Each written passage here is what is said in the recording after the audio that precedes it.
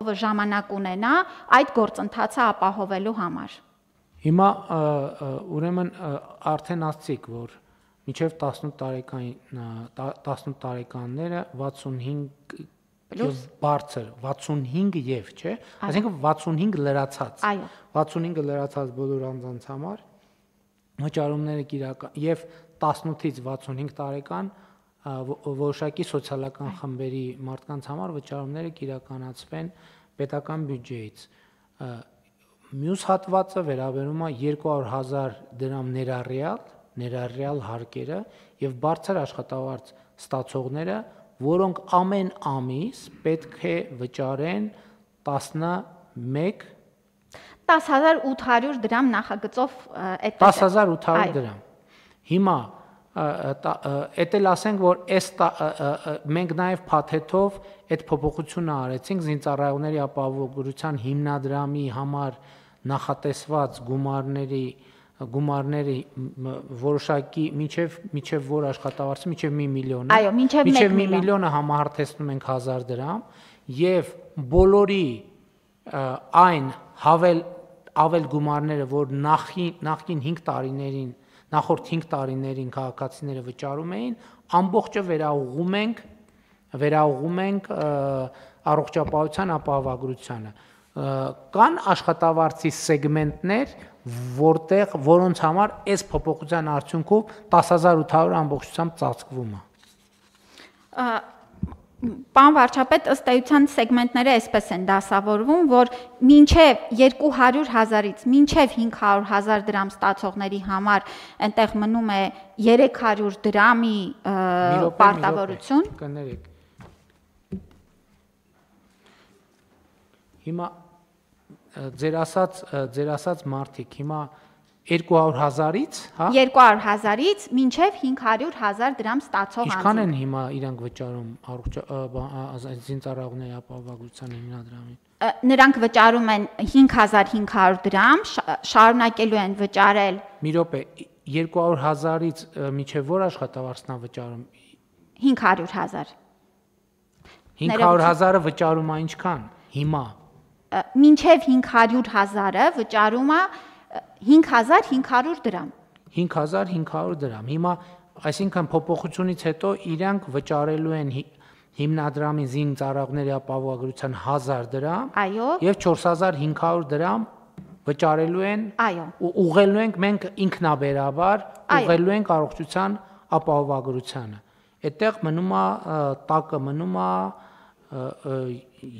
7,000 եւ ավել գումար, 7,300։ 6,300 դրամ։ 6,300 դրամ։ Այդ 6,300 դրամի հետ կապված ինչ ունենք ասում։ Հաջորդ կտորը նրանք սոցկրեդիտներով 6,000 դրամի հետ վերադարձի իրավունք են ստանում։ Իրավունք են ստանում, երբ որ մյուս տարի կամ այս տարի, թե մյուս տարի։ Այս խմբի համար, պարոն վարչապետ, մենք որոշել ենք, որ 26 թվականի ընթացքում նրանք կկարողանան սոցկրեդիտները 26 թվականի համար ստանան։ Հիմա սոցկրեդիտը 26 թվականի համար։ Այդ նշանակում է, որ քաղաքացին կարող է մինչև օրենքով սահմանված ժամկետը մայիսի 31-ն էր համընդհանուր հայտարարագիր լրացնելու։ Ով է հիշում։ Հիմա այս տարվանը նոյեմբեր էին կարել, մյուս տարվա համար երբ է։ Նոյեմբեր է, էլի նոյեմբեր է։ Այսինքն մինչև նոյեմբեր քաղաքացին կարող է համընդհանուր հայտարարագիրը հաստատել, իր համընդհանուր հայտարարագիրը հաստատել, բայց մինչև այդ ինքը պետքա վճարած լինի չհերիքող 6,300 դրամը, ամիսը 6,300, ամիսը 6,300 դրամը պետք է վճարած լինի, որից հետո այդ սոցկրեդիտը հետ կստանա, հա, ճիշտ է։ Այո, պարոն վարչապետ։ Այսինքն կստացվի, որ ամբողջ 11,800 դրամը վճարվեց դուրս եկավ։ Այո։ Շատ լավ։ Հաջորդ սեգմենտը 300 դրամ է մնում տակ։ 300 դրամ է մնում, այո։ 6,000 ներողություն։ Բա միջև այդ սոցկրեդիտը, իմիջիայլոց հայտարարագիրը կարող են լրացնել հունվարի 3-ից նույն ժամանակ, չէ՞։ Երբ որ օրից կարան լրացնել։ Այսինքն գործնականում մարդը կարող է հունվարի, ասենք, այս տարի աշխատանքային օրերը սկսում են մի քիչ ավելի ուշ, կամ էական չի, դա աշխատանքային օրվա հետ կապել չունի, չէ՞, on-line հարթակ է։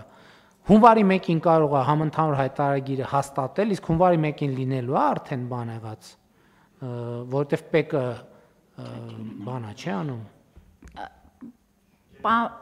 Գեներացված կլինի։ Կոնկրետ չէ, 1-ին չէ։ Երբ։ Կունենանք ավելի ուշ։ Երբ ավելի ուշ։ 1 ամիս մոտավորապես այնտեղ պետք է։ Լավ, փետրվարին կունենանք։ Ավելի կոնկրետ օրը կարող ենք ճշտել, ես տեղեկացնեմ։ Չէ, բայց մոտավորապես ժամկետով։ Լավ, առաջին հունվարին չէ, փետրվարին կարա։ Դե հունվարի 20-ին տեսեք հաշվետվության ներկայացման ժամկետն է դեկտեմբերի։ Դրանից հետո ամփոփումը մենք նոր պատկերի ունենում ենք տարվա։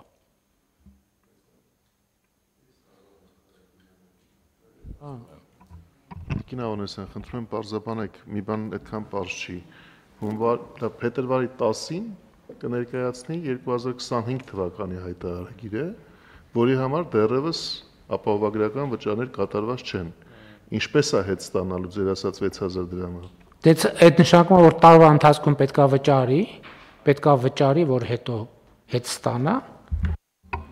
Մենք այստեղ, պարոն վարչապետ, երբ որ անձը ընդգրկվում է ապահովագրության համակարգ, մենք հաշվարկային փաստաթուղթը նրա վճարման կարող ենք այնպես անել տեխնիկապես, որ ըստ էության ամբողջական գումարը կֆիքսվի նա ինչքան պետք է վճարի եւ 25 թվականի Պարոն վարչապետ, մենք քննարկել էինք, որ 2026 թվականի համար այդ գումարը կսուբսիդավորվի կառավարության կողմից եւ այդ ինչ որ Տիկին Ավանեսյանը ներկայացնում է, արդեն կլինի 27 թվականին։ Այո։ Դա քննարկել, բայց դա այս փաթեթի մաս չի, առանձին որոշումը, որը Շատ լավ, շատ լավ։ Հիմա ոնց որ մենք ասել ենք, պայմանավորվել ենք, այս առաջին հատվածը զինծառայողների ապահովագրության հիմնադրամի փոփոխությունը փաթեթի մեջ կլինի, չէ՞։ Այս օրենսդրական փաթեթի մեջ կա։ Մնացած հատվածով մենք կսուբսիդավորենք 26 թվականը, որպեսզի 27 թվականից արդեն քաղաքացին վերցնի այդ գումարը, սկսի վճարել եւ հետ արդեն մեր ասած սխեման կգա, բան կլինի, կսկսի իրար հետ աշխատել։ Չէ, ոնց ենք կրկնակի տալու։ Եթե հիմա սուբսիդավորում ենք, հետո մեր սուբսիդավորած գումարը Չէ, ինքը այն ժամանակ արդեն 27 թվինն է վճարելու, 26 թվինը չի վճարելու։ 27 թվինն է վճարելու, այսինքն ինքը 27-ին փաստացի, երբ որ փետրվարին կլինի, ինչ այլոց, պարոն Հակոբյան, եկեք դրա մասին էլ մտածենք, թե հնարավորինս ես հասկանում եմ, որ տվյալների մշակման համար ժամանակ է պետք, բայց եթե կարող ենք օրինակ հունվարի վերջ, փետրվար արդեն համակարգը գեներացնել եւ հասանելի դարձնել, այդ ավելի լավ է, որպեսզի նախ բյուջեի ծախսի առումով, որպեսզի տենց հուսուն միանգամից չլինի, որովհետեւ երբ որ բերում ենք մի կուլմինացիա ենք ստեղծում, այսինքն ինչքան սկզբից փակում ենք, այնքան ավելի կուտակումը մեծանում է, այդ խնդիրը լուծենք։ Հիմա այս մասով պարզ է, մեզ հասկանալի է ամեն ինչ պլանավորված։ Թույլ կտակ հաջորդ սեգմենտն էլ ներկայացնեմ 500-ից արդեն 1 միլիոն դրամ աշխատավարձ ստացողների համար զինապահին ուղղվող գումարները կազմում են 8500 դրամ, կշարունակեն վճարել 1000 դրամ, մնացած 7500 դրամը կուղղեն առողջության ծախսին։ Եվ այս սեգմենտի համար սոցկրեդիտների վճարը կշարունակի մնալ ամսական 4000 դրամ, այսինքն մենք իրենց կշարունակենք այն նույն քաղաքականությունը, ինչ որ այսօր կա։ Եվ 1 միլիոն դրամից ավել ստացողները չեն ունենա զինապահից արդեն խնայություն, որտեղ կշարունակեն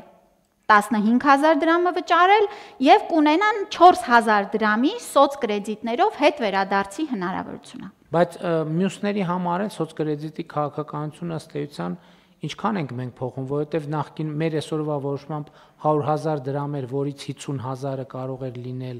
առողջապահության, Այո։ Փոխվում է, մի քիչ է փոխվում էական, մի քիչ։ Փոխվում է միայն 200-ից 500,000 դրամ ստացողների համար եւ 4,000-ը դառնում է ամսական 6,000 դրամ։ Այո, դա նկատի ունեմ, կրթության կտորն էլ մեկը մնում է այդ պարագայում։ Էլ չեմ ասում քաղաքացին ինքը ընտրություն ունի, որ կտորի համար օգտագործել կրթության, թե այլ։ Շատ լավ։ Ըստ էության անցանք թեմաների վրայով։ Ինչ բաց թողեցինք, պարոն Գրիգորյան։ Բան ավելացնեմ, պարոն վարչապետ, որ հստակ լինի թվային տեղեկատվություն եւ թղթային տեղեկատվություն։ Գործառնական իմաստով առողջապահական ցիկլի փաստաթղթերում կարող է պահպանվի դեռ թղթային մինչև 28-ը, բայց ֆինանսական շարժերը լինելու են բացառապես էլեկտրոնային տեղեկատվական շրջանառության տիրույթում։ Այսինքն, եթե չկա Արմեդում ներբեռնված տեղեկատվություն, չկա ֆինանսավորում։ Դա երաշխավորելու է հետագծելիությունը, ես հասկանում եմ, եթե շտապ օգնության բժիշկը չունի պլանշետ, կարող է պատահի ինքը այդ պահին անկետան թղթով լրացնի, բայց եթե ինքը հետո այդ տվյալը չմտցնի Արմեդ, այդ տվյալը հիմք չի հանդիսանա որևէ ֆինանսավորման համար։ Ինչը նշանակում է, որ մենք բոլորս պիտի պատկերացնենք, որ ցանկացած գործառույթ, որին հետևելու է ֆինանսավորում, հավերժ հետագծելի է մնալու եւ քաղաքացու համար, եւ բուժ հաստատության համար, եւ ֆիսկալ մարմինների։ Եվ մենք սա շատ ենք կարևորում, որովհետեւ կարծում ենք, այստեղ լուրջ պոտենցիալ կա եւ ավելի կլավացնի ռեֆորմի արդյունավետությունը ավելի բարձր կլինի։ Եվ ավելի ընդհանրական գնահատականով մենք քննարկումների ընթացքում, երբ որ ուզում ենք հասկանանք, թե ծառայությունների որ հատվածի ծածկույթ ենք ապահովում, մենք այն ժամանակ պարզվեց, որ մենք ծառայությունների 30%-ի ծածկույթն ենք ապահովում։ Այսինքն Հայաստանում ինչ բժշկական ծառայություններ կան, դրանց 30%-ը, բայց այս 30%-ը ամենաշատ պահանջարկ ունեցող ծառայությունների 30%-ն են։ Այսինքն, որպեսզի ավելի հասկանալի ներկայացնեմ, ենթադրենք Հայաստանում կա մենակ մի ուղղություն, չանց ես հասկանում եմ, որ կոռեկտ չի համատությունս, բայց որպեսզի հանրությանն էլ ավելի հասկանալի լինի, տենց եմ վերում։ Ենթադրենք կա 100 տեսակի վիրահատություն Հայաստանի Հանրապետությունում։ Մենք ծածկույթով ապահովում ենք այդ 100 տեսակի վիրահատությունից 30-ը տարբեր ձևաչափերով ընդ որում, այնտեղ կարող են լինել, որ համավճարի հնարավորություն համավճարով լինի, բայց մեր վիճակագրություն ցույց է տալիս, որ այս 30 վիրահատությունը ամենաշատ կիրառությունը եւ ամենաշատ պահանջարկը ունեն 100-ի մեջ։ Եվ այն մնացած 70-ի հետ կապված քաղաքացիները արդեն այլ ձևերով պետք է առնչվեն այդ դեպքերի հետ։ Սա է տրամաբանությունը, իհարկե ծածկույթները, մնացած կարգավորումները դեռ ընթացը շատ փոփոխություններ կկրեն, որովհետև պրակտիկան իր հետ կբերի նոր խնդիրներ, կբացի նոր հնարավորություններ, ի հայտ կգան նոր տեսադաշտեր, որ մենք այս պահին դեռ չենք տեսնում դրանք եւ այլն, այսինքն ինքը դինամիկ զարգացող համակարգ է լինելու, ել չեմ ասում, տեսեք, մենք շատ մտածել ենք այդ 200,000 դրամ եւ ավել աշխատավարձ ստացողներից ներառելու եւ ավելի ցածր աշխատավարձ ստացողներին չներառելու պահը, եւ այստեղ խնդիր կա իհարկե, բայց այդ խնդիրը ուրիշ կողմել ունի։ Մենք ուզում ենք լրացուցիչ խթան ստեղծել, որպեսզի աշխատողները իրենց գործատուներին չեմ ուզում կոպիտ բան ասեմ, հա, բայց ստիպեն, որպեսզի աշխատավարձերը ֆիքսվեն, որովհետև կա ստվերային աշխատավարձ ինստիտուտ ցավոք դեռևս Հայաստանում, բայց մենք ուզում ենք խթանենք, որպեսզի մարդիկ իրենց գործատուներին ստիպեն, որպեսզի ամբողջ աշխատավարձերը ֆիքսի։ Իսկ նրանք, ովքեր ընդհանրապես գրանցված չեն որպես աշխատող, ստիպեն, որպեսզի ֆիքսվի աշխատավարձը եւ մարդիկ օրինական դաշտում գործեն, որպեսզի այս հնարավորություններից օգտվեն։ Համեցեք, պարոն Հարությունյան։ Շնորհակալություն, պարոն վարչապետ։ Տիկին Ավանեսյան, իսկ հետագա մեր ժամանակացույցը ինչպիսին է մինչև 28-ի, խնդրեմ դա էլ ներկայացնեք եւ այդ 18-ից 65 տարեկանները ինչպես են օգտվելու այս ամեն ինչից, իրենց էլ այդ ծառայությունները հետագայում հասանելի լինեն։ Նախ 18-ից 65 տարեկանները աշխատող են, ենթադրում եմ, որ նրանք ովքեր աշխատող են եւ մենք ընդհակառակը մեր քաղաքականություններով հիմա փորձում ենք այնպես անել, որ թոշակառուների խթանենք, որպեսզի նրանք աշխատեն։ Թոշակային տարիքի մեկնարկից մինչև 65 տարեկան սեգմենտը ամենաաշխատունակ, ամենագործունակ հատվածն է մեր թոշակառուների եւ մենք մեր քաղաքականություններով ուզում ենք նրանց քաջալերել, որպեսզի նրանք աշխատեն։ Մյուսներին էլ ենք ուզում քաջալերել, որ աշխատեն։ Եվ նրանք, ովքեր աշխատում են եւ գրանցված չեն, ուզում ենք իրանց էլ քաջալերենք, որ աշխատեն։ Նրանք, ովքեր անհուսալի վարկեր ունեն, այդ պատճառով աշխատող չեն։ Դրա համար մենք անհուսալի վարկերի ծրագիրն ենք ներդրել, որ իրանք եւ աշխատեն եւ անհուսալի վարկը փակեն եւ ներառվեն առողջության ապահովագրության մեջ։ Բայց մեծ հաշվով նրանց, ովքեր չեն աշխատում, 18-ից 65 տարեկան են, չեն աշխատում, սոցիալական խմբի անդամ չեն, հա նրանց կյանքում բան չէ փոխվում։ Այսինքն ոնց կար, տենց էլ կա, այսինքն մեր քաղաքականությունն է, որ նաև լրացուցիչ խթաններ ստեղծենք, որպեսզի իրանք աշխատեն։ Համեցեք։ Եթե թույլ տաք, պարոն վարչապետ, շատ կարևոր է, որ այս համակարգը ի վերջո խթանի աշխատելը եւ աշխատող ու վճարող մարդկանց վարքագիծը եւ դա է դրվել հենց սկզբունքը։ Մեզ համար աշխատել չաշխատելու որպես այդպիսի կատեգորիա մենք չունենք։ Եթե անձը ընդգրկված չէ անապահովության համակարգում, 18-ից 65 տարեկան է, ապա նա պետք է իր համար ապահովագրավճարը վճարի։ Եթե անձը աշխատում է եւ ըստ էության, պարոն վարչապետ, ստանում է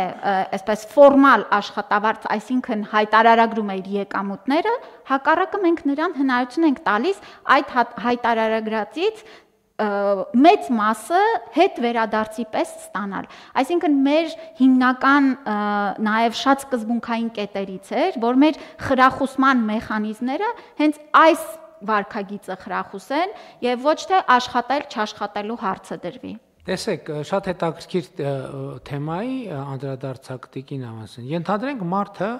ինչ որ ձևով աշխատում է, ինքնազբաղված է, ինքը եկամտահարկ չի վճարում։ Այսինքն ինքը պետության համար ինքը չաշխատող մարդ է։ Ինքը ինչ հնարավորություն ունի։ Ինքը հնարավորություն ունի համընդհանուր հայտարարագրով հայտարագրի իր աշխատածը, վճարի եկամտային հարկը, ձեռք բերի վճարի առողջության ապահովագրության համար եւ այդ վճարածի հատվածը, ինչպես մյուսները, հետ ստանա։ Բայց եթե մարդը ինքը հարկային գործակալ, այդ դեպքում ո՞նց է մարդը վճարելու, որովհետեւ հիմա ենթադրում եմ, որ մյուս աշխատողներին մենք տեսնում ենք եւ իրանց եւ մյուս շահառուներին եւ իրանց ինքնաբերաբար ներառելու ենք համակարգի մեջ։ Երբ որ հիմա մարդը որոշեց, որ ասեցա ոնց որ հետաքրքիր բան է, ես գնամ եկամուտս հայտարարագրեմ կամ հայտարարած եկամուտս հաստատեմ, ինքը որ խողովակով է գալու ինտեգրվի համակարգին։ Պարոն վարչապետ,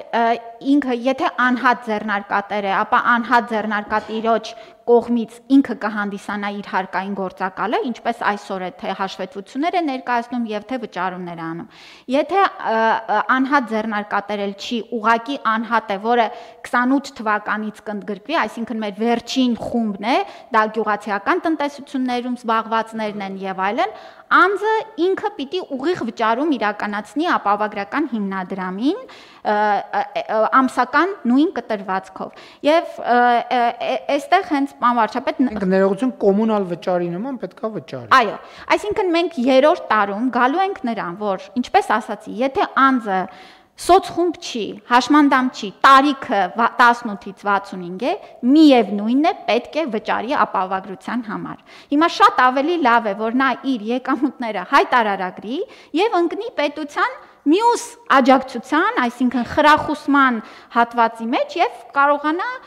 սոցկրեդիտներից օգտվի եւ այլն եւ այլն եւ այլն։ Շատ լավ։ Համեցեք մանթոր։ Շնորհակալություն, պարոն վարչապետ, ես